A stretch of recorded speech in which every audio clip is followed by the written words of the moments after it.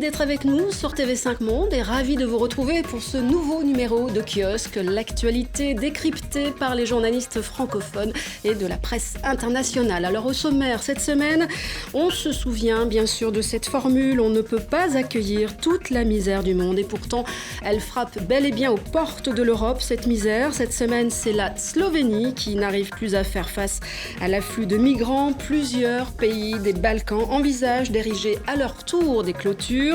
Questionnement et polémique aussi en France concernant la jungle de Calais, un camp de réfugiés où les conditions sanitaires sont inacceptables, voire indignes.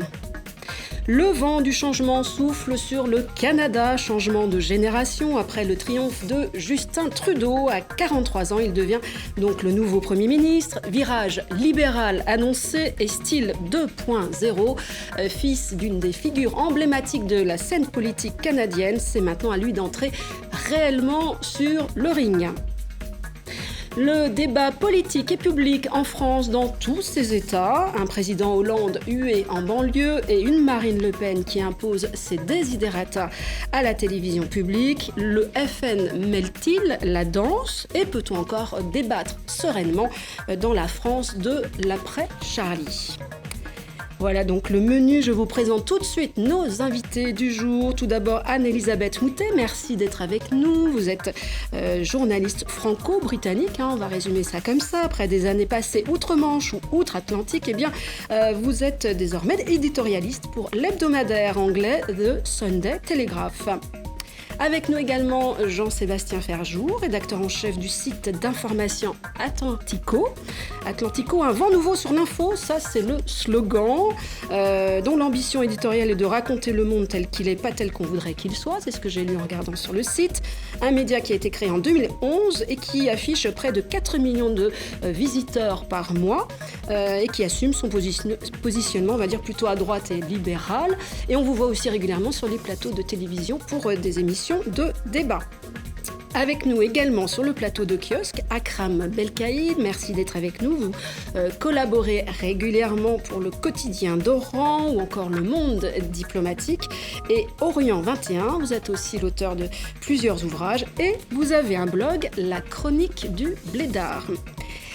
Christian Rioux, vous êtes également avec nous aujourd'hui. Vous êtes chroniqueur pour le quotidien québécois Le Devoir, véritable institution de la presse québécoise qui a fêté ses 115 ans, je crois, en janvier dernier.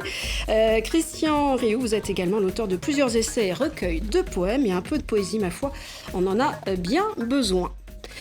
Tout de suite, retour sur ces images qui ont frappé les esprits encore cette semaine. Le feuilleton de l'exode migratoire en Europe, visiblement, ne connaît pas de fin. On regarde cela. Par milliers, ces réfugiés marchent aujourd'hui en Slovénie, près de 20 000 en 3 jours. Un afflux massif pour ce petit pays, 2 millions d'habitants, dépassé par ce flot qui n'en finit plus. Une attente interminable dans le froid et la boue. En tout, plus de 10 000 personnes sont coincées en Serbie après avoir traversé la Macédoine durant le week-end, et ce, dans des conditions épouvantables. Il n'y a jamais eu autant de réfugiés à Calais. Même du temps du centre de Sangatte, il y en avait beaucoup moins. Posé au milieu de la lande, le bidonville s'étend désormais sur 14 hectares. Voici l'avion privé qui transporte des migrants d'un bout à l'autre de la France. À chaque voyage, 5 migrants encadrés par des policiers. Je ne le faisais pas par des moyens aériens, il faudrait que je le fasse par des moyens routiers, sur des très très longues distances, ou des moyens ferroviaires qui seraient très mobilisateurs de forces de l'ordre, et donc encore plus coûteux que le coût qui est annoncé. Ça sert à rien, ça sert à les promener. On les emmène en avion, on les libère 48 heures après pour une raison juridique quelconque, et puis parce que de toute façon, on ne peut pas les garder en prison, il n'y a aucune raison. Ici, ils sont peut-être une cinquantaine venus d'Irak ou de Syrie à fuir les zones de guerre et à remplir les critères pour espérer l'asile en Allemagne. Mais il y a aussi de nombreux réfugiés économiques qui savent très bien que leurs demandes ont peu de chances d'aboutir. Voilà, beaucoup de choses dans ces images. Vous avez vu tous regarder attentivement cette sorte de résumé de la semaine. Je voudrais tout d'abord, si vous le voulez bien, citer Jean-Claude Juncker, le président de la Commission européenne. Lorsque je regarde soir après soir le long cortège de réfugiés qui me rappelle les images de la fin de la Seconde Guerre mondiale, il m'arrive presque de pleurer. C'est vraiment ce qui est frappant dans ces images, Anne-Elisabeth Moutet. Oui, je vois bien que l'Europe est censée faire quelque chose. Je pense tout de même que nous pouvons vraiment remercier Madame Merkel pour la prolongation de la crise, parce qu'elle a créé un appel d'air énorme qui fait que des pays pour lesquels nous n'avons jamais de mots assez durs se trouvent confrontés à des situations impossibles. Parce qu'en France, on n'est pas du tout confronté à une situation impossible. On n'a pas énormément de migrants et ça crée tout de même des crises parce qu'il y a un moment où les moyens sont dépassés, mais on n'a pas la situation d'un pays de 2 millions d'habitants, d'un pays comme la Grèce, qui est en plus un pays en crise, qui sont absolument submergés. Alors, il faut à la fois, oui, il a raison de dire que c'est à pleurer de voir ça, et c'est une situation épouvantable, c'est une situation qui s'est brusquement aggravée du fait, justement, d'un mouvement général et continu qui a été à la fois l'appel d'air fait par tous les côtés compassionnels sans avoir les moyens de traiter les choses, d'une part, et d'autre part, évidemment, le trou qu'il y a en Libye et qui fait que comme il n'y a pas d'État en Libye, les gens peuvent partir de Libye. Vous avez dans les bateaux qui viennent, oui, vous avez absolument et ça c'est d'ailleurs plus par des endroits comme la Grèce et la Turquie, mais vous avez beaucoup de Syriens qui sont dans une situation épouvantable depuis 4 ans. Mais vous avez aussi des gens qui viennent de toutes sortes d'endroits d'Afrique, vous avez des Philippins, vous avez des gens qui viennent de partout. Et il y a un appel d'air, ils viennent. Ensuite, ils arrivent en Europe, une Europe qui n'est pas équipée pour s'occuper d'eux, qui n'a pas les moyens. Certains pays ont les moyens pour faire ça. Le Danemark a par exemple des choses que la France n'a pas. Ils ont en particulier la possibilité d'ouvrir immédiatement dans des bâtiments qui ont été prévus au départ pour ça, qui servent à autre chose, que ce soit des gymnases, etc., des chambres, des trucs d'accueil. C'est-à-dire c'est des endroits qu'on peut en un week-end transformer pour en faire des centres d'accueil. Nous n'avons rien de tout ça en France, nous n'avons rien de tout ça dans la plupart des pays parce qu'on ne s'est pas préparé à ça. Même les Allemands n'ont pas ça, ils ont logé des migrants à Dachau. C'est symboliquement un vrai problème. Alors, je ne dis pas qu'il faut renvoyer les gens automatiquement, mais je pense que nous avons une situation où, essentiellement, on fait le jeu de Marine Le Pen. Si on dit non, il faut absolument accueillir tout le monde, et ensuite on les laisse dans la boue pendant des mois. Akram Belkaïdi, il y a un sommet aujourd'hui qui se tient à Bruxelles avec les pays des Balkans, parce que finalement, il y a des murs qui s'érigent et clôtures, notamment celle de la Hongrie, ce qui a changer les routes de ces migrants. Aujourd'hui, d'autres murs, d'autres pays menacent à leur tour de d'ériger des clôtures. Est-ce que vous êtes d'accord avec Anne-Elisabeth quand elle parle d'appel d'air provoqué par l'Allemagne? Et est-ce que la solution, c'est donc des clôtures? Je ne crois pas que... Bon, il est certain que les décisions allemandes ont accentué le flux de réfugiés, mais avec ou sans, il est certain que les gens qui ont eu à quitter leur pays se seraient de toutes les façons dirigés, pour certains d'entre eux, vers l'Europe. Ce qu'on ne dit pas assez concernant la question des réfugiés, c'est que les pays qui sont en première ligne ne sont certainement pas les pays européens. Aujourd'hui, il y a près de 2 millions, plus de 2 millions de réfugiés en Turquie. Il y a 1 million de réfugiés syriens au Liban, qui est un petit pays et qui, comparativement aux pays européens, lui, n'a absolument pas la capacité à gérer ça dans le long terme. Et pourtant, le Liban, l'un des pays les plus pauvres du Proche-Orient, est obligé de faire face à ce flux migratoire. La Jordanie, qui a à peu près, on pense qu'ils sont entre 600 000 et 1 million. Les pays du Maghreb, dont on dit qu'ils sont effectivement ceux par où transitent les migrants. Mais il y a tout de même énormément. La Libye, la Tunisie, dont on parle peu, qui est un pays confronté à d'autres problèmes et qui a accueilli énormément et qui accueille aujourd'hui encore énormément de Libyens chassés par la guerre civile qui a lieu en Libye. Vous avez aussi en Algérie, au Maroc, on a des populations d'origine subsaharienne qui vivent dans des conditions absolument difficiles. Tout ça pour dire que je pense qu'on est dans la contradiction d'un discours politique qui nous parle tous les jours de globalisation, de libre circulation des marchandises et qui tend à nous faire croire que lorsqu'on a une crise à quelques milliers de kilomètres de chez soi, on peut ne pas être touché. La géographie, c'est une vérité incontournable. une crise au Proche-Orient, aujourd'hui, en l'état actuel des choses, ne peut pas être gérée de manière régionale. C'est bien plus que ça. Et ce qu'on sent dans la position européenne, vous citiez la phrase de Michel Rocard au début. La misère du monde, oui. Oui, mais Rocard disait aussi... Oui, il faut connaître la suite de la phrase. La phrase, il faut que chacun prenne sa part. Or, on sent bien qu'aujourd'hui, malgré les déclarations politiques, malgré les tergiversations, chacun essaye finalement de passer le bébé à l'autre. On le voit bien avec la Hongrie. Ce qui se passe aujourd'hui en Slovénie, c'est tout de même l'une des conséquences de la décision unilatérale de la Hongrie de monter un mur à sa frontière et de dire « je ne veux personne chez moi » et ainsi de suite. Donc la réponse politique, elle est pas à la hauteur de la situation. Et surtout, je pense que ce serait se mentir de croire qu'il y a une solution immédiate à ce problème. On est face à un drame qui dure depuis des années, où chacun a sa part de responsabilité. On n'en serait peut-être pas là si les États-Unis et l'Angleterre n'étaient pas intervenus en Irak en 2003. Il faut le répéter encore une fois et encore et encore. Et c'est ce genre de situation qui fait que, bien entendu, tout ce qui est démagogique, tout ce qui est parti extrémiste surfe sur ce genre de situation parce qu'on n'a pas de réponse adaptée. On n'a pas de réponse immédiate à ça. Pas de réponse immédiate. L'impasse politique en Europe, c'est ce qui se démarque aujourd'hui. Ben oui, je pense qu'on ne peut que constater l'effondrement de l'Europe, parce que les images qu'on voit, c'est quoi exactement ? Parce qu'on peut certes pleurer en les regardant, mais on peut aussi essayer de les analyser, parce que c'est aussi utile que d'être uniquement dans le registre de l'émotion. Les gens, ils ne marchent pas d'une frontière à l'autre, ils n'arrivent pas de la frontière hongroise jusqu'à la frontière slovène, ils sont pris dans des trains ou dans des bus, et puis on les lâche à 2 km de la frontière. Ce sont ça les images qu'on voit. Et ça veut dire qu'il y a quoi ? Ça veut dire qu'il y a des pays qui sont en première ligne ou en deuxième ligne, comme maintenant les pays de l'ex-Yougoslavie. Et puis, ils voient bien que les réfugiés, ils veulent aller en Allemagne, puisque effectivement, Madame Merkel a créé un fantastique appel d'air. On peut le prendre dans tous les sens qu'on veut, on peut être d'accord ou ne pas être d'accord avec elle, ça a généré un appel d'air. Et donc là, il se passe quoi ? Il se passe qu'on les amène à la prochaine frontière et puis on dit débrouillez-vous parce que maintenant le problème c'est celui du pays d'après. Et là, c'est là où on voit l'effondrement absolu de l'Europe. Il n'y a aucune coordination. On le voit bien aujourd'hui avec le sommet qu'il y a sur les Balkans. On essaie juste tant bien que mal, précisément, d'éviter ces situations où chacun fait ce qu'il veut dans son coin.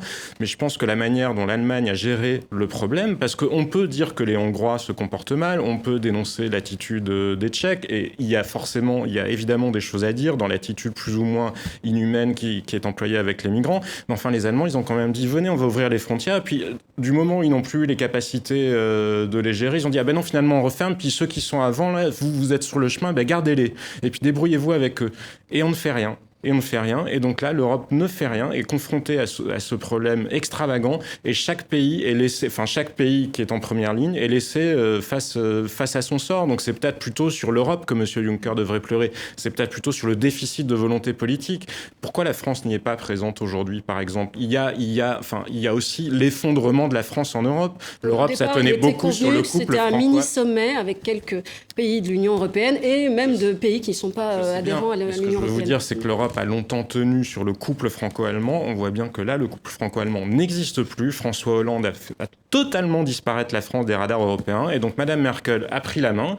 Après, encore une fois, on peut être d'accord ou pas d'accord avec ce qu'elle a fait, elle. Mais enfin, quoi qu'il en soit, ça ne respecte pas l'intérêt de chacun des autres pays. Parce que vous le disiez très bien tout à l'heure, ça n'est pas la même chose d'être l'Allemagne et d'avoir besoin pour son économie d'un certain nombre de migrants que d'être la Slovénie ou la Hongrie ou la Macédoine, qui sont des pays qui peuvent être, eux, fragiles dans des situations économiques difficiles et d'être quand même face à des flots de population qui, comparés à leur propre population, sont quand même assez énormes. Donc il faut savoir regarder la réalité en face sans simplement être dans le registre de la morale et condamner les uns ou les autres. Il y a aussi cette semaine cette jungle de Calais.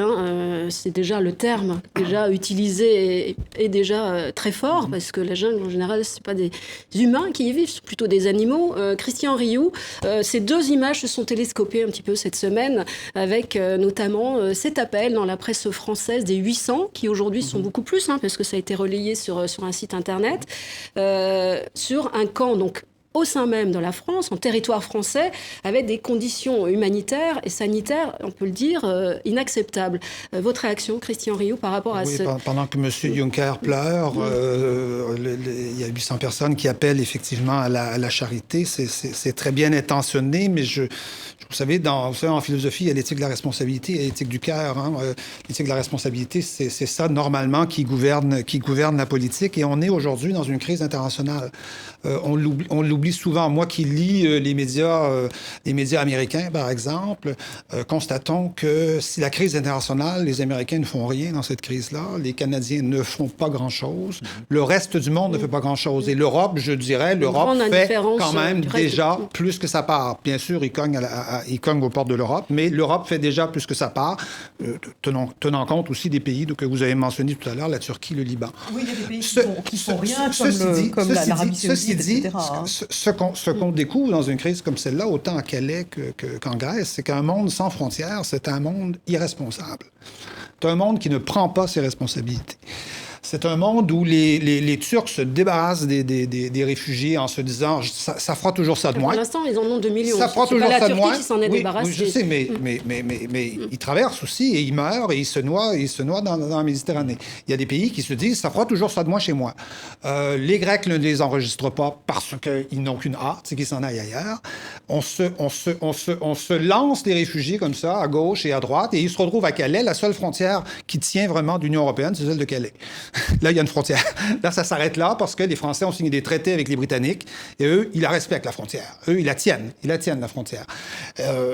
Donc, écoutez, on est dans une crise où il faut absolument, je pense, empêcher les migrants, ceux qu'on appelle les migrants, il y a des réfugiés là-dedans, il y a des migrants économiques, il faut les empêcher de se lancer à l'assaut de la Méditerranée. Quitte à faire un blocus, quitte à prendre des moyens, de véritables moyens pour empêcher ça. Canada, lui, a des conditions très strictes de migration.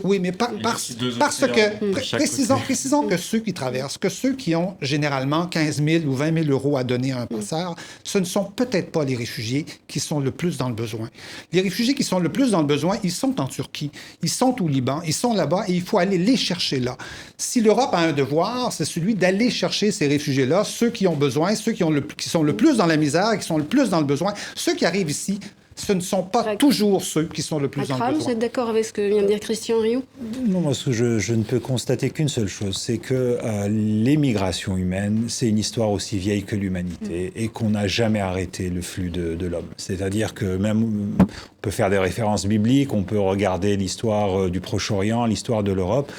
On a toujours eu des mouvements de population, des gens chassés par les guerres, des gens relogés ici et là, des populations reconfigurées. Quand on regarde le XXe siècle, ce n'est qu'une... Même récemment, on parlait tout à l'heure des pays de l'ex-Yougoslavie, ça a été aussi du déplacement de population. Il y a du déplacement de population à l'intérieur même de la Syrie. Donc, on ne parle jamais du Pakistan, par exemple. Mais qui sait aujourd'hui que le Pakistan est le pays qui accueille le plus grand nombre de réfugiés de guerre? Il y a près de 3 millions d'Afghans qui vivent réfugiés au Pakistan depuis plus d'une décennie, et ça, personne n'en parle. Je veux dire que l'impression, c'est que soudain, l'Europe réalise ce qu'est la réalité du monde. Ce qui sauve l'Amérique du Nord, c'est qu'il y a des océans. Mais les États-Unis aujourd'hui n'indiquent pas non plus le flux des migrants qui viennent d'Amérique latine. Ces migrants-là, ils viennent en Europe malgré tout pour aller en Allemagne, pour chercher un avenir meilleur. Ça, c'est clair. Je dirais c'est la motivation de tout être humain. Je veux dire, on ne peut pas... Qu'est-ce qu'on peut faire? Le problème, c'est que justement, l'Europe envoie deux signaux contradictoires. Parce que d'une part, on est dans la compassion, on est dans des discours en disant on ne peut pas ignorer la misère humaine. Et bien sûr, en tant qu'individu, on ne peut pas l'ignorer. Mais si on en revient à l'éthique de responsabilité, on se dit, est-ce que les sociétés européennes peuvent faire face à ça? Et accessoirement, on vit aussi dans des démocraties avec des populations qui, bien souvent, ne sont pas en faveur de l'accueil des migrants. Et on est bien obligé de respecter quand même la vie démocratique, quelle que soit la vie qu'on a. Et donc là, on envoie un signal totalement contradictoire parce que, d'une certaine manière, on leur dit, si vous venez, on va vous aider parce que votre situation est dramatique. Et de l'autre côté, on dit, surtout ne venez pas ou allez plutôt chez le voisin. Et on met tout en œuvre pour faire en sorte que ce ne soit surtout pas chez nous. Et il faut arriver à gérer cette contradiction parce que soit on va totalement dans un sens et là on ouvre les frontières, on considère que c'est le sens de l'histoire et que toutes les populations peuvent s'installer où elles veulent et on verra bien le chaos qui, à mon avis, en résultera parce qu'il faut bien constater ce qui est en train de se passer en Allemagne. En Allemagne, d'ores et déjà, il y a énormément de tensions. Quand vous voyez, il y avait une carte Eurostat qui est sortie cette semaine. Les régions qui sont le plus maintenant opposées à l'accueil des migrants, ce sont les régions allemandes, ce sont les régions d'Aix-Allemagne de l'Est, et c'est la Bavière. Donc ça ne se passe pas aussi bien, c'est pas parce que les flux de population sont quelque chose qui ont toujours existé que pour autant les gens l'acceptent très bien. Et donc il faut choisir entre cette attitude morale et une attitude qui est en plus de ça très hypocrite, parce que regardez, la France, on dit on participe aux choses, ou même Monsieur Juncker, tout le monde fait semblant de le faire.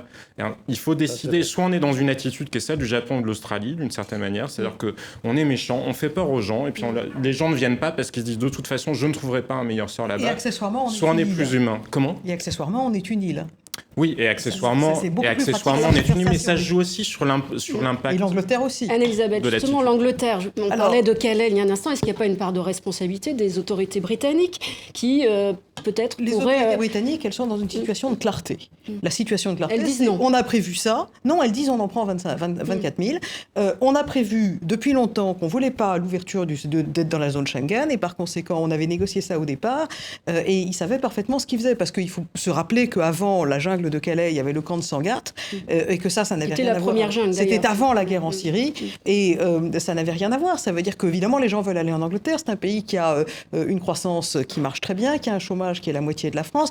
On connaît l'histoire des envoyés du gouvernement français qui sont allés à Munich pour récupérer 1000 migrants. Ils ont pu en récupérer que 600 parce que les autres voulaient aller en Angleterre, parce qu'ils savaient qu'il n'y avait pas de boulot en France, et qu'ils savaient, d'autre part, ils parlaient mieux anglais que français.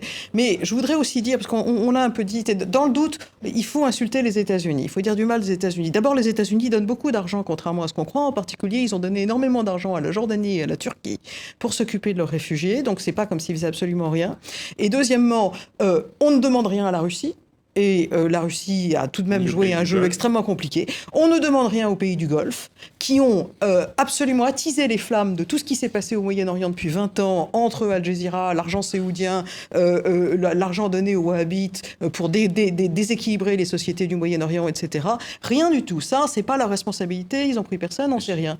Donc, le dernier point de vue sur la Grande-Bretagne, cela dit, elle est au clair d'un point de vue juridique. Effectivement, elle n'a pas voulu être dans l'espace Schengen. De ce point de vue-là, il n'y a rien à lui reprocher. Elle a affiché ses objectifs en termes de migration. Là où elle est quand même beaucoup plus hypocrite que ce simple constat juridique, c'est qu'il y a deux choses qui se passent avec la Grande-Bretagne. C'est que d'une part, il y a une volonté vraiment très claire de gouvernement travailliste de faire venir beaucoup d'immigrés dans l'espoir de remodeler la société britannique en espérant qu'ils seraient moins conservateurs, que ça permettrait de changer. Enfin, c'était clairement le parti travailliste de Tony Blair était dans cet esprit-là. Et puis il y a aussi autre chose, c'est qu'ils ont décidé d'avoir beaucoup de migrants, mais ils ont choisi des Européens, parce que ceux qui restent à Calais, c'est ceux dont les Britanniques ne veulent pas, parce que qui s'est installé en Grande-Bretagne ces dernières années, ce sont les Polonais, ce sont les Lituaniens, ce sont les Estoniens. Il y a des millions ou des centaines de milliers pour le moins qui se sont installés rien que depuis que David Cameron est au pouvoir, alors qu'il avait dit qu'il inverserait la courbe. C'est absolument pas le cas. L'année passée était l'année qui a vu le plus grand nombre d'arrivées en Grande-Bretagne, sauf qu'ils prennent des Européens et ils ne veulent pas des réfugiés qui viennent justement de Syrie. Non, ça dépend totalement des réfugiés. Le Canada, si je comprends bien, a un système d'immigration au point où la qualification est importante, les langues qu'on parle sont importantes, etc. Le Canada n'accepte que des immigrants riches, jeunes et instruits. Voilà, pour le dire simplement. Voilà, ça au moins. Ce sont des gens qui n'ont rien à voir avec ceux qui sont à Calais. Ce qui me paraît important de dire c'est que... Vous savez que le taux d'éducation, le taux d'instruction des immigrants au Canada est supérieur à celui de la population en général. Absolument, et je vois l'intérêt pour le Canada de le faire. Et je ne vois pas pourquoi le Canada fait pas ça. C'est un investissement, c'est une arme de la mondialisation, l'immigration pour le Canada. Je ne vois pas pourquoi on empêcherait à ce moment-là, on dirait il y a des migrants qui viennent et qui ont dépensé beaucoup d'argent pour venir. Toutes les classes moyennes de Syrie sont parties. Et effectivement, c'est intéressant pour nos pays d'avoir des Syriens qui sont des gens éduqués, qui ont fait des études, qui ont envie de construire quelque chose. Est-ce que c'est ceux-là qui ont besoin de notre aide? Mais soyons clairs. Est-ce que c'est cela que notre pays a besoin? L'appel à la compassion, il y a peut-être une attitude entre la compassion totale et le refus total. Mais la compassion, c'est pas de faire venir des médecins. De détruire l'économie des pays de départ, parce que c'est un problème général. On voit bien l'intérêt. Ça, on a fait ça en premier. Non, mais regardez ce qui se passe. Et si vous prenez tous les gens qui sont éduqués d'un pays, les pays de départ, ils ne vont jamais se développer. Et donc, on ne fait qu'entretenir la machine, puisque derrière, les autres seront dans la misère, parce qu'ils n'ont plus d'élite. L'intérêt des pays... L'immigration choisie, elle a un effet redoutable sur les pays de départ, puisqu'on enlève les forces vives de ces pays-là, on les empêche. Un dernier mot sur... petite fille de gens qui ont choisi l'immigration, puisque du côté de ma mère, je suis une petite fille de Russes. Et ils sont arrivés en France pour des raisons économiques. Et ils ont apporté des choses à la France, on ne va pas rentrer dans les détails, mais mais en même temps, ça a apporté quelque chose à eux. Tant pis pour la Russie si elle a décidé qu'elle ne voulait pas d'eux. Akram, le dernier mot sur ce thème, puisque on va passer à la suite de l'émission. Effectivement, c'est vrai c'est facile de s'attaquer aux États-Unis, mais je trouve assez étonnant de faire la différence entre les États-Unis et l'Arabie Saoudite et les pays du Golfe qui font exactement la même chose. C'est-à-dire qu'ils payent. L'Arabie Saoudite finance tous les camps en Jordanie et une partie des camps au Liban. Et eux aussi ont un rôle dans la déstabilisation géographique et géopolitique du Moyen-Orient. Donc c'est pour ça qu'on ne peut pas pointer du doigt les pays du Golfe et ne pas critiquer les États-Unis. On aime dire du mal des États-Unis. Voilà. Alors je disais qu'ils ont du mal de tout le monde. Très bien. Écoutez, on va poursuivre l'émission avec on passe à un autre dossier qui va évidemment interpeller de très près notre ami Christian Rioux. C'était l'autre temps fort de la semaine, la victoire, que dire, le triomphe d'un homme, un certain Justin Trudeau. La politique, eh bien, il est tombé dedans tout petit, puisque son père était lui-même Premier ministre, âgé de 43 ans, libéral. Certains l'ont même baptisé le Kennedy canadien. En tout cas, vous allez le voir, il a une manière bien à lui de pratiquer la politique. C'est parce que je sais que je serais bon en politique que j'ai choisi de faire de la politique. Please welcome a man who needs no introduction, Justin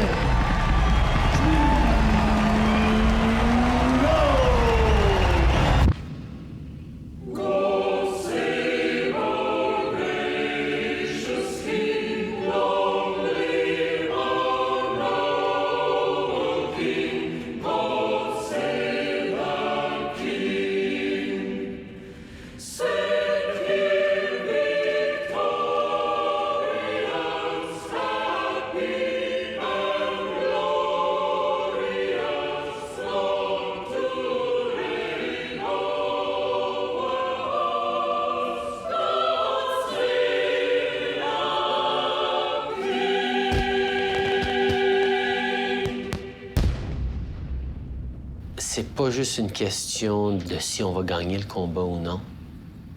C'est une question de comment on va pouvoir gagner le combat. Voilà, et le combat, eh bien, il l'a gagné, Justin Trudeau. C'était la bande-annonce d'un documentaire qui a été tourné en 2012 et qui sera sur les écrans le 18 novembre. Justin Trudeau, donc futur Premier ministre canadien, après sa victoire aux élections du 19 octobre. Quand il dit là, le plus important, c'est comment on gagne le combat. Comment l'a-t-il gagné? Parce que c'était pas gagné d'avance. Il est parti 3e et il finit 1er. Un sacré parcours qui a pris un petit peu tout le monde de surprise, je le crois. Il y a quelques années, personne n'aurait jamais parié sur Justin Trudeau, dont on riait plutôt en général, assez doucement dans les médias, sur ses tics de langage, sur son franglais, où il mélange à la fois l'anglais et le français, toujours dans la même phrase. L'élection de la semaine dernière, c'est une élection d'abord qui a été une élection où les électeurs ont surtout, avant d'élire Justin Trudeau, ils ont surtout rejeté Stephen Harper. Je pense que, après 10 ans au pouvoir, c'est plutôt que la victoire d'un homme, c'est la défaite d'un homme. Je pense que oui. Je pense qu'on peut parler de la défaite. C'est pas une défaite totalement déshonorante pour Stephen Harper, parce que après 10 ans au pouvoir, c'est un peu normal de passer le pouvoir à quelqu'un d'autre. C'est aussi la défaite du nouveau Parti démocratique qui lui, était donné gagnant, qui lui devait normalement remplacer et pour la première fois occuper le pouvoir au Canada. Et là, il y a eu vraiment un échec, en tout cas, de M. Mulcair, Thomas Mulcair, qui dirigeait le NPD. On a assisté à ce qu'on pourrait appeler un vote tactique, où certains parlent de vote stratégique, c'est-à-dire que tout le monde, au début de la campagne, se préparait à voter Mulcair, mais sans grande conviction pour se débarrasser de Stephen Harper. Et voyant que les choses changeaient, voyant que celui-ci s'enfargeait et que celui-là réussissait un peu mieux, le vote a carrément changé d'horizon et Justin Trudeau se retrouve au pouvoir. Il se retrouve au pouvoir avec une majorité... il a énormément de députés. Très confortable. Il a énormément de députés. Ça va être très difficile pour lui, enfin très facile, mais en même temps très difficile pour lui de composer son cabinet parce qu'il y a énormément de gens là-dedans qui ont beaucoup plus d'expérience que lui, qui s'y connaissent beaucoup plus en politique et qui sont probablement beaucoup plus pervers en politique que lui peut l'être. Peut-être, enfin tant mieux, s'ils sont plus expérimentés, ça va peut-être aider, non? Non, mais à court terme, ce sera facile, ce sera simple, ce sera beau, ce sera des messages très sympathiques, mais à long terme, ça sera probablement... Il n'aura pas le droit à l'erreur. Il n'aura pas le droit à l'erreur, il n'aura que quelques semaines ou quelques mois pour se faire un cuir qu'il n'a pas, visiblement, actuellement. Donc il va falloir le suivre de très près.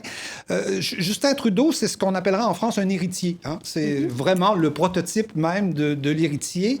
Il a hérité une chose de son père, qui est Pierre-Éliott Trudeau, qui a fait la Constitution de 1982, Constitution tant honnie par les Québécois. Les Québécois sont les seuls à l'avoir refusée. Qui était aussi un personnage qui est un très fleuri, on va dire. Oui, qui était un personnage. Mais pour vous donner l'exemple, je vous donne l'exemple de la langue. Pierre Trudeau a installé le bilinguisme au Canada. Pierre Trudeau s'exprimait magnifiquement en français. Il citait Rimbaud en français, il citait Shakespeare en anglais. Justin Trudeau, lui, il parle les deux langues en même temps. Il parle les deux langues dans la même phrase. C'est l'avenir du Canada. Non, c'est pour vous dire, oui, peut-être, une certaine créolisation de la langue. Mais pour vous donner l'exemple de ce qu'est Justin Trudeau, c'est ça. Donc, c'est un héritier, mais il a hérité, je crois, des convictions, un certain nombre de convictions de son père, notamment le multiculturalisme. On doit s'attendre à ce que le Canada soit de plus en plus multiculturel et que sa politique soit une politique de plus en plus multiculturelle, ce qui causera certainement des problèmes au Québec. Mais pour le reste, c'est quelqu'un qui va probablement perdre ses électeurs aussi rapidement qu'il les a gagnés. Alors, quand on le baptise Kennedy canadien, ça vous plaît, ça, Anne-Elisabeth? Oui, c'est John. Et il peut tomber en vrille. Non. Mais c'est... Enfin... on vient de parler de Pierre-Éliott Trudeau. C'est aussi le fils de Margaret Trudeau. Et vous savez qui c'était Margaret Trudeau? C'était la femme de Pierre-Éliott Trudeau qui a fait... son mari n'était pas d'ailleurs un saint, mais enfin qui a fait défrayer la qu'on l'a en photo côté de Fidel Castro. Elle est ravissante. Oui. Alors bon, elle a à la fois eu des idées politiques. C'était un peu Bianca Jagger, y compris. Elle a eu des histoires avec, je sais pas si... On lui attribue une relation. Elle s'est attribuée elle-même. Elle a écrit un bouquin extrêmement rigolo parce que quand on le lit, c'est un livre dont tout le monde disait c'est le livre de la fille qui a trompé son mari publiquement avec Mick Jagger, avec je ne sais plus qui d'autre, etc. Mais en réalité, on se demande ensuite quel était le plus narcissiste des deux. Est-ce que c'était Pierre-Éliott Trudeau ou est-ce que c'était Margaret Trudeau? Je vous interromps, Anne-Elisabeth, puisqu'on vient de voir là, donc, le fils, Justin, il se ressemble beaucoup. Il se ressemble beaucoup. Et alors, il s'est affiché tout au long de la campagne avec son épouse, qui est aussi animatrice télé, qui a été mannequin auparavant. Ce côté familial, c'est peut-être pour ça qu'on fait référence au Kennedy. Oui, mais encore une fois... Ça a joué dans la campagne? Est-ce que ça a Alors ça, je ne peux pas en juger parce que je n'étais pas au Canada pendant la campagne. D'un point de vue politique, ça va être intéressant de voir ça. Ça va être aussi intéressant de voir ça parce que si je ne me trompe pas, et je suis tout de même allée au Québec plusieurs fois après les lois de bilinguisme et de multiculturalisme de la Constitution Trudeau, j'ai l'impression qu'il y a eu des effets non attendus économiques sur la ville de Montréal en particulier, sur l'obligation de parler anglais. Ça veut dire qu'il y a eu le départ d'un certain nombre d'états-majors de grandes sociétés qui ont dit c'est trop compliqué d'embaucher des gens qui sont bilingues en français et en anglais. Et on a vu une baisse des prix de l'immobilier, ce qui est bien quand on dit ça comme ça, mais qui n'est pas bien au point de vue de l'économie. Là, vous parlez de 1980. Là. Je parle de l'époque Trudeau. Je parle de la suite. Oui, je parle des résultats. 1995, il n'y a pas d'événements récents comme ça. Je parle de... Alors, c'est possible que ça ait changé depuis 10 ans, mais dans les années qui ont suivi, les 20 ans qui ont suivi ça... 95, c'est il y a 20 ans. Oui, mais dans les 20 ans qui ont suivi la Constitution Trudeau, il y a eu des effets extrêmement pervers sur l'économie du Québec. Et je ne suis pas sûre que ce soit complètement terminé. Alors, il est aussi... et c'est un personnage qui a été aussi très présent sur les réseaux sociaux. Alors, je me tourne vers... Jean-Sébastien, vous qui êtes donc à la tête d'un site sur le net, un site d'info, est-ce que ça aussi, aujourd'hui, c'est indispensable pour acquérir une carrière en politique? On l'a vu, dès qu'il a appris sa victoire, il s'est pris en égo-portrait. Ça, c'est un magnifique formule pour dire selfie aussi avec tous ses électeurs. Un mot inventé dans Le Devoir, dans le journal. Alors, rendons non pas à César, mais au Devoir, ce qu'il vient d'inventer. Donc, l'égo-portrait, c'est à la mode aujourd'hui. Il s'y est plié, évidemment, à l'annonce de sa victoire. Est-ce qu'aujourd'hui, c'est indispensable, ce style 2.0? Je ne sais pas si c'est indispensable, c'est utile. Quoi qu'il en soit, c'est utile. Et il faut regarder le tableau plus large, d'une certaine manière. Vous posiez la question tout à l'heure, est-ce que c'est sa famille qui lui a servi ? Ça n'est pas n'importe quelle famille. On en parlait en parlant de sa mère, en parlant de son père. C'est une famille qui est flamboyante. Donc je pense qu'il y a deux leçons qui émergent de cette élection-là. C'est d'un côté, on vit dans des sociétés, et notamment parce qu'on est dans des crises et dans des espèces de marasme, même si la situation canadienne est assez différente de ce point de vue-là.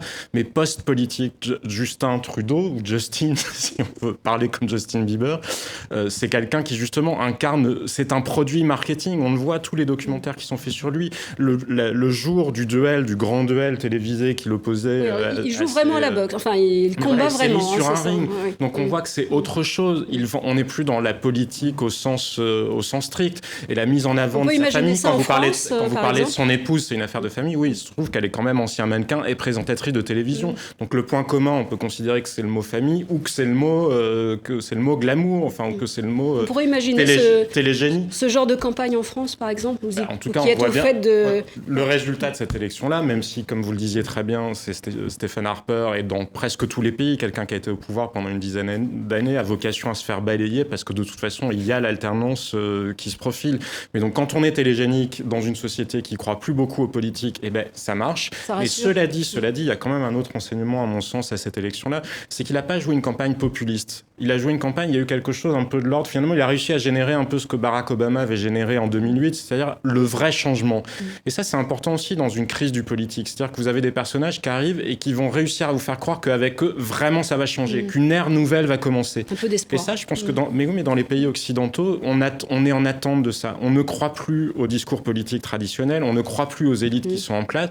Et Justin Trudeau, précisément, incarne quelque chose de nouveau. Alors après, très probablement, très rapidement, il va se heurter sur le mur de la réalité, parce qu'il a fait des propositions qui peuvent se révéler assez difficiles à mettre en œuvre, notamment celle sur la dépénalisation du cannabis. Je ne suis pas certain que ça passe aussi facilement que ça, même si ça fait partie de ces choses qui incarnent le changement. Et puis il y a aussi, vous le disiez, sur le multiculturalisme, parce qu'il a il y avait une polémique, il me semble, au Canada, sur une femme qui avait voulu venir prêter serment pour acquérir la nationalité canadienne avec une burqa, avec un niqab, et lui s'est déclaré en faveur de ça. Justement, Jean-Sébastien, je vous propose qu'on regarde un extrait d'un discours. Ça a été vraiment un des thèmes qui a animé cette longue campagne au Canada. On regarde Justin Trudeau pendant la campagne s'exprimer à ce sujet. Et la semaine dernière, j'ai rencontré une jeune mère de famille à Sainte-Catherine, dans l'Ontario, qui était de religion musulmane et qui portait un hijab. Elle a traversé la foule et m'a mis sa fille dans les bras. Alors qu'elle se penchait vers moi, elle m'a dit une chose que je n'oublierai jamais. Elle m'a dit qu'elle avait voté pour nous parce qu'elle voulait être certaine que sa petite fille ait le droit de faire ses propres choix et que le gouvernement protège ce droit. Alors, la polémique est née. Christian Rioux, vous pouvez le rappeler, à partir de ces cérémonies de... La polémique qui est celle qui a fait un peu tourner la campagne, il n'y a pas que ça, mais je crois que ça a fait tourner la campagne. C'est une polémique au sujet d'une prestation de serment au moment de l'acquisition de la citoyenneté canadienne, où les tribunaux autorisaient, littéralement, des femmes à se présenter là, voilées, totalement voilées, c'est-à-dire en niqab. On ne voyait que les yeux pour la prestation de serment. Mais c'est beaucoup plus large que ça. Et Stephen Harper avait voulu l'interdire. Oui, Stephen Harper avait voulu l'interdire, a été en appel à la Cour suprême sur ce sujet-là. Et c'est quelque chose qui est rejeté par 93% des Québécois et, je crois, 86% des Canadiens anglais. Donc il y a un sentiment populaire là-dessus qui est ces femmes ont tout à fait le droit de se présenter. Radicalement opposé au fait qu'on puisse, comme ça, prêter serment, le visage voilé. Serment au fait qu'on puisse vivre comme ça au quotidien. Et ça a fait tourner la campagne. Étrangement, Justin Trudeau est d'accord avec ça, mais il a été dans l'ombre. C'est M. Molker qui a pris les tomates, je dirais, qui a reçu toutes les critiques sur ce sujet-là. S'il faut donner quelque chose à Justin Trudeau, c'est sa décision de faire des déficits pendant les 3 premières années de son mandat. Je pense que ça a été une décision très courageuse qui incarne peut-être cette idée justement du changement dont on parlait. Mais il y a chez Justin Trudeau quelque chose de très étrange, qui est une espèce de nostalgie d'un Canada ancien, je trouve, des années 70, pacifique, les casques bleus, alors, le Canada de justement, la première décision... Le Canada qui légalise justement la marijuana. Bon. Mais j'ai peur que Justin Trudeau découvre que ce Canada n'existe plus. Je voudrais qu'Akram s'exprime aussi sur cette élection. La première décision annoncée dès cette semaine, dès son élection, c'était une promesse de campagne. Il a décidé que le Canada ne participerait plus aux frappes contre le groupe État islamique en Syrie aux côtés des États-Unis. C'est une décision assez symbolique on disait de Harper qu'il était peut-être le dernier néoconservateur à diriger un pays d'envergure, je précise. Là, la première décision, c'est on se retire de Syrie, donc ça attire beaucoup l'attention. Est-ce que ça veut dire que le Canada va rejouer un rôle, je dirais, de neutralité active sur les grandes... On se souvient de toute la polémique autour de l'intervention en Afghanistan aussi, qui a fait couler beaucoup d'encre au Canada. Et puis, on va aussi l'attendre sur un autre sujet dont on va beaucoup parler dans les prochaines semaines, qui est le climat. Parce que tout de même, le Canada de M. Harper fait partie de ces pays qui ont fait un peu dérailler le protocole de Kyoto, parce que lui-même, Harper, à l'époque, avait décidé que les sables bitumineux de l'Alberta, il ne fallait pas y toucher, etc. Et tout. On va voir quelle va être la politique, et je suis assez d'accord. Il risque d'être rappelé à l'ordre très très vite, y compris sur la question syrienne, parce qu'on se rend bien compte que c'est une affaire qui concerne pas simplement les pays environnants et l'Europe, mais ça concerne aussi tous les membres de l'OTAN, notamment en Amérique du Nord. Sur le multiculturalisme, ça va être aussi intéressant, parce qu'on sent bien que depuis quelques années, le Canada et en particulier donc le Québec s'interroge. Alors il y a eu effectivement une polémique, la charte de la laïcité, la fameuse charte qui, à mon avis, a eu un impact électoral non négligeable et qui explique entre autres la victoire de Trudeau. C'est un pays qui s'interroge. On avait eu ces fameuses discussions publiques sur le multiculturalisme. Je pense qu'on va voir ce débat ressurgir de nouveau. De manière peut-être assez vigoureuse, pour ne pas dire virulente. Alors, on va continuer à débattre dans Kiosque, justement. Il va être question de débat public, débat politique, débat idéologique et fracture, communication politique. Voilà, tout ça, ça semble un petit peu compliqué. Mais regardez plutôt ces quelques images. À La Courneuve, François Hollande espérait renouer avec les quartiers populaires. Mais à son arrivée, ce sont surtout des sifflets qui ont retenti.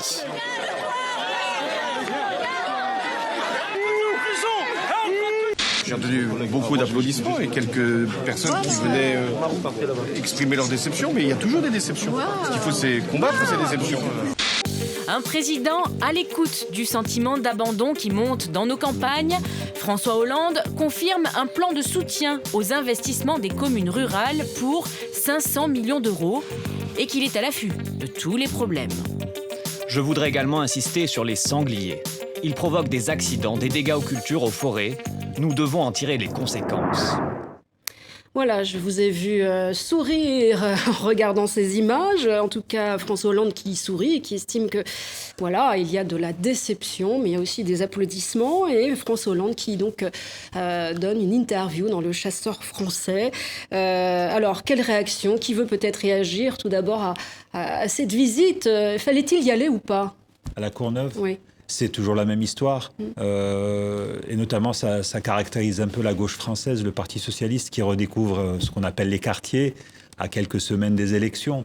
Donc les territoires perdus de la République. Ça, c'était des enseignants qui, déjà, au moment des émeutes... Oui, avec un propos parfois assez stigmatisant, mais tout de même, je veux dire qu'il a été élu en 2012, notamment grâce à un vote de défiance à l'égard de Sarkozy, mais qui venait de ces quartiers, de ces cités.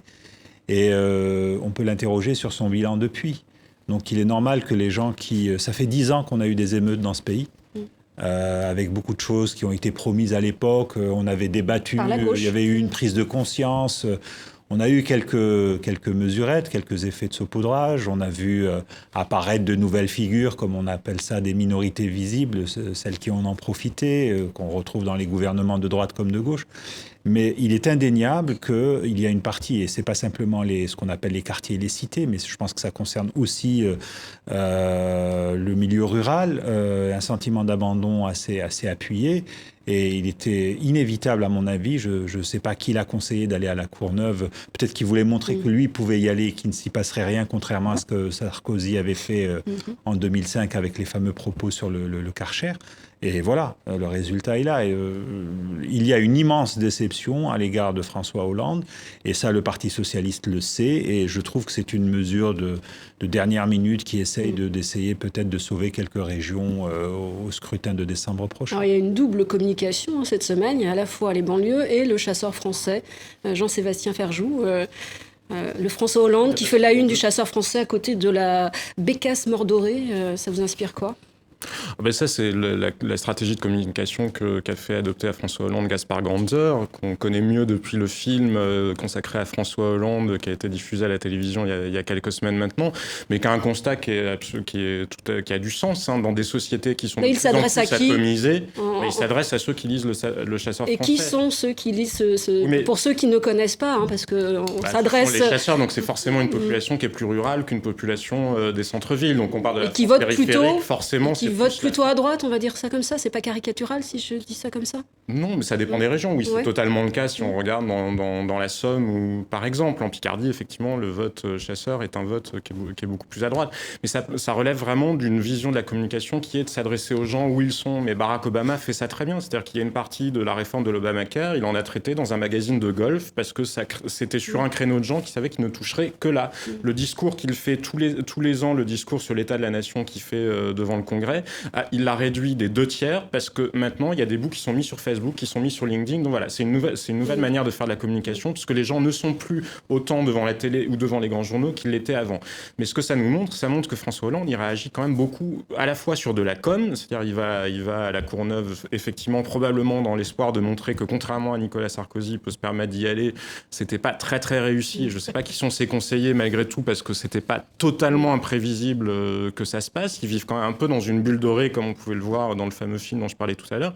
Et puis deuxième point, ça montre aussi qu'ils sont dans une obsession de l'économie. C'est-à-dire ils pensent que la réalité n'est gérée que par l'économie. Donc en l'espèce pour les banlieues, que dans la mesure où on va mettre quelques milliards ici ou là, ou beaucoup de milliards d'ailleurs pour la politique de la ville, ou promettre des milliards comme il le fait dans le chasseur français pour les communes rurales, ils s'imaginent que tout passe par l'économie. Ils n'arrivent pas à comprendre que les Français, pas seulement, probablement les Canadiens ou la plupart des citoyens des démocraties occidentales se prononcent aussi par rapport à des valeurs. Et ça, c'est quelque chose que la gauche ne comprend absolument pas, en tout cas qu'elle comprend très mal, et donc il y a une vision politique, un discours politique qui est uniquement construit sur l'économie. C'est si le chômage va mieux, je pourrais me représenter, je pourrais être réélu. Si je donne de l'argent là, la situation va s'améliorer. Mais la situation des banlieues, je vais vous dire, ça ne s'arrangera jamais uniquement à coup de milliards parce que c'est autre chose qui se joue. C'est sur la nature même du lien social. Alors, une petite phrase.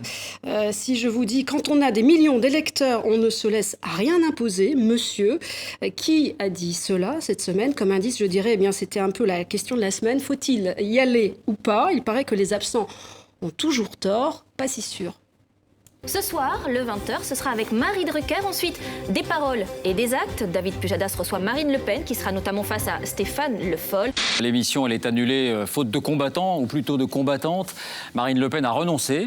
Elle laisse une chaise vide. Elle avait encore confirmé à la mi-journée qu'elle serait là. Elle a changé d'avis. Nous le regrettons. Pour le débat public, pour les citoyens français qui sont venus parfois de très loin pour l'interroger et surtout pour vous, bien sûr, pour nos téléspectateurs. Voilà, débat public, débat politique. Est-ce qu'on peut encore débattre ou est-ce qu'on peut se soustraire au débat ? Qui veut réagir ? Ça a été un petit peu la polémique de la semaine. Ça fait couler en tout cas beaucoup d'encre. On a essentiellement créé toutes les situations où c'était positif pour Marine Le Pen de prendre cette conclusion. C'est-à-dire qu'il y a eu des gens qui ont râlé parce que la dirigeante d'un parti politique qui a beaucoup d'électeurs a été invitée à une émission de télévision politique.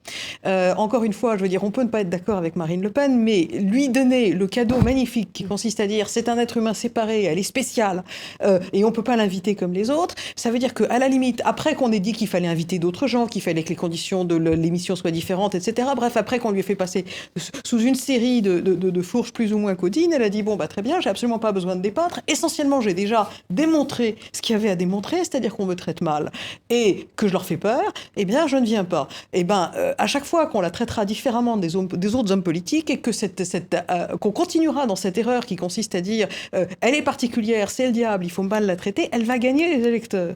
Donc, je pense que c'est nous qui avons été stupides, la télévision a été stupide et Marine Le Pen, elle fait très bien son boulot. C'est pas forcément la télévision, parce que je suis pas certain que ce soit la manière dont France 2 a géré, ou l'équipe de Parler des Actes a géré sous la contrainte, sous la pression. Et d'ailleurs, je ne sais pas s'ils ont été beaucoup soutenus par leur direction. Le fait que ce soit elle qui fixe les règles, est-ce que ça signifie... Non, c'est pas ça. Non, pardon, ça n'est pas ça qui s'est passé. Il y a une définition de la folie qui est refaire la même chose en espérant avoir des résultats différents. Ça fait 30 ans qu'on traite les Le Pen comme ça et ça fait 30 ans qu'ils montent. Il faut qu'on se pose des questions. Et pour rappeler ce qui s'est passé, effectivement, c'est que l'émission était organisée et que là-dessus, Jean-Christophe Cambadélis est allé solliciter Nicolas Sarkozy pour dire c'est scandaleux, regardez, on fait venir Marine Le Pen à la veille des élections régionales. Et on n'invite pas les autres candidats de la région Nord-Pas-de-Calais en l'espèce, parce qu'elle est certes la présidente du Front National, mais elle est aussi candidate en Nord-Pas-de-Calais.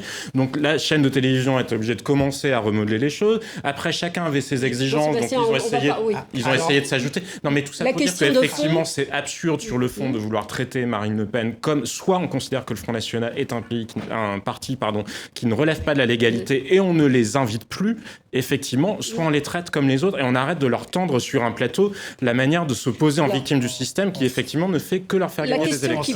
On sait bien qu'en France, ce genre d'émission se négocie longtemps d'avance et se négocie très précisément. Ce n'est pas le genre de pratique journalistique qu'on a chez nous ou qu'on a aux États-Unis, mais en France, c'est comme ça que ça se fait. Et là, évidemment, on n'a pas... Et là, évidemment, on a changé les règles à la dernière minute pour Marine Le Pen. On y reviendra. La question de fond, Christian, je pense qu'on y arrive. Est-ce qu'on peut débattre de tout en France ? La question de fond, c'est est-ce qu'on peut encore débattre en France ? Il y a eu une assemblée organisée par le magazine Marianne cette semaine pour poser cette question-là. Et c'est vrai que le débat en France, c'est, je dirais, depuis des semaines, il est mortifère. Il est mortifère parce que, quoi qu'on dise, on se retrouve plus ou moins à faire le jeu de quelqu'un, à être néo quelque chose, un pseudo fascisant, je ne sais pas de quoi. Et tous ces noms d'oiseaux arrivent comme ça, ils vous tombent dessus. Et ce débat, je pense, il est mortifère pour une raison bien simple, c'est qu'on entre aujourd'hui dans une période électorale dans laquelle la stratégie des socialistes sera de faire en sorte d'être l'alternative contre le cataclysme, contre le danger fasciste, absolument. Et c'est une stratégie qui fait l'affaire de Marine Le Pen. Marine Le Pen n'attend rien d'autre que ça. Donc, ils sont deux à jouer. Ils sont deux à se lancer la balle. Cette guerre qui se lancer la balle comme ça et à jouer au jeu, pendant que nous, on essaie, tant bien que mal, de débattre et de discuter des choses. Qui se joue en ce moment par presse interposée entre intellectuels. D'abord, faisons attention à ce mot, intellectuel. Je pense qu'il est utilisé à tort et à travers. On aurait besoin d'une émission pour expliquer ça. Je me rends compte d'une seule chose, c'est que beaucoup de gens beaucoup de personnes qui prennent la parole sont dans la posture, c'est-à-dire que en expliquant à qui veut les entendre qu'on les brime, qu'on les laisse pas parler alors qu'ils sont partout. Le vrai problème aujourd'hui, c'est plus aussi un problème de qui parle et à combien de fois. C'est la fréquence, l'accès aux médias. On peut débattre de tout en France. Le seul problème, c'est que l'accès au débat n'est pas toujours garanti pour tout le monde, et y compris lorsqu'on sort d'un microcosme parisien qui est assez... quelque chose d'assez ridicule à entendre des Éric Zemmour ou Alain Finkielkraut et d'autres qui disent, regardez, on est en permanence cloué au pilori, etc. Voilà. Ça, je suis d'accord. Parce qu'effectivement, ils sont maintenant présents dans les médias. En revanche, on ne peut pas... Non, ils ne sont pas omniprésents. Ils sont présents aussi... Non, je suis désolé, si vous écoutez et que vous lisez l'ensemble des journaux et que vous regardez l'ensemble des unes, peut-être que leurs propos vous frappent plus. Non, pas du tout, mais ils ne sont pas omniprésents. Non, mais ce qui est ridicule, c'est qu'on oublie de voir quand même que eux ne sont pas dans l'exclusion. C'est-à-dire, eux, ils disent pas, Marine Le Pen, elle dit pas, je veux pas parler à bidule ou machin. Elle dit, je ne veux pas accepter vos espèces de règles de m'imposer 6 débats d'affilée. C'est un autre point. Mais il y a quand même de la part de Libération ou des gens qui ne cessent de pointer ces espèces d'intellectuels réactionnaires ou néo, je ne sais quoi, qui me le disent, mais qui les excluent du débat. Donc, qui tue le débat ? Ben c'est pas forcément les 10 intellectuels réactionnaires, on n'est pas obligé d'être d'accord avec eux, mais ce sont ceux qui considèrent qu'ils n'ont pas voix au chapitre. Chers amis, je suis désolée, le débat est obligé de s'arrêter. Aujourd'hui, on arrive au terme de cette émission, mais je pense qu'on aura l'occasion de revenir sur justement ces difficultés à débattre aujourd'hui en France, ou pas d'ailleurs, dans de prochaines émissions à l'antenne de TV5 Monde. On finit évidemment Kiosque, comme le veut la tradition, avec ces quelques dessins. Tout d'abord, celui-ci, évidemment, ça a été l'une des images de la semaine. Selon Dilemme, en tout cas, ça l'a beaucoup marqué. La visite surprise de Bachar al-Assad à Moscou. Devine qui c'est, voilà, le président syrien qui se dit prêt aujourd'hui d'ailleurs à organiser une élection présidentielle et à y participer. Autre dessin, eh bien, c'était des élections en Suisse la semaine dernière. La crise des migrants inquiète les Suisses. Et oui, avec cette montagne suisse entourée de barbelés, il faut dire que le thème de l'immigration a beaucoup pesé et donc a joué sans doute en faveur de record, enfin en tout cas de cette victoire entre guillemets de la droite populiste qui est l'UDC, qui a gagné donc maintenant le tiers des sièges du Conseil national. Et puis un autre dessin, je l'aime bien celui-là, c'est le prix Nobel de la paix chinois pour Mugabe. Après Fidel Castro l'an dernier, eh bien c'est au tour du dictateur zimbabwéen de recevoir cette récompense, autrement nommé prix Confucius de la paix, qui se veut donc une alternative chinoise au prix Nobel, une médaille made in China, nous dit Dilemme. Vous pouvez retrouver évidemment tous ces dessins et bien d'autres encore sur la page Facebook ainsi que sur notre site. Je vous invite à vous y rendre. Merci en tout cas de votre fidélité et la semaine prochaine vous retrouvez évidemment à cette même place, ici même, Sylvia Garcia. Bonne semaine à tous.